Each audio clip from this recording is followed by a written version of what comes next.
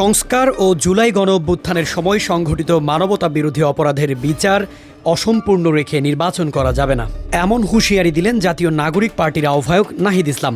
২৯ মে মোহাম্মদপুরের সূচনা কমিউনিটি সেন্টারে শহীদ পরিবারের সঙ্গে সাক্ষাৎ শেষে তিনি বলেন, নির্বাচন নির্ধারিত সময়ে হোক, কিন্তু তার আগে সংস্কার ও বিচার সম্পূর্ণ করে জাতির সামনে রোডম্যাপ উপস্থাপন করতে হবে। তিনি আরও বলেন, ভোট চাইতে হলে রাজনৈতিক দলগুলোকে শহীদ পরিবারের সামনে দাঁড়াতে হবে। তখনই প্রশ্ন উঠবে, কতটা বিচার হয়েছে, কতটা সংস্কার। জেনেভা ক্যাম্পের পথসভায় নাহিদ ইসলাম বলেন, ধর্ম, জাতি, ভাষা আলাদা হলেও আমরা সবাই একই রাষ্ট্রের নাগরিক। রাষ্ট্রের সব অধিকার, শিক্ষা, স্বাস্থ্য, কর্মসংস্থান সবাইয়ের জন্যই। এদিকে টাউন হলের পথসভায় উঠে আসে গণঅভ্যুত্থানের মূল প্রেক্ষাপট।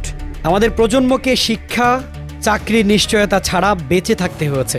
এই কর্মসংস্থানের দাবিতেই শুরু হয়েছিল জুলাইয়ের গণঅভ্যুত্থান। এবার আর রাজপথে প্রাণ দিতে চাই না, কিন্তু ইতিহাস বলে বারবার রাস্তায় নামতে হয়। ডাক্তার তাসনিম যারা বলেন, গুম খুনের আতঙ্ক নয়, আমরা এমন বাংলাদেশ চাই যেখানে রাষ্ট্র কোনো দলের নয়, সকল নাগরিকের হবে। এনসিপি সেই লক্ষ্যেই কাজ করছে। গণঅভ্যুত্থানের আকাঙ্ক্ষা বাস্তবায়নেই এবার রাজনীতি, বলছেন নাহিদ।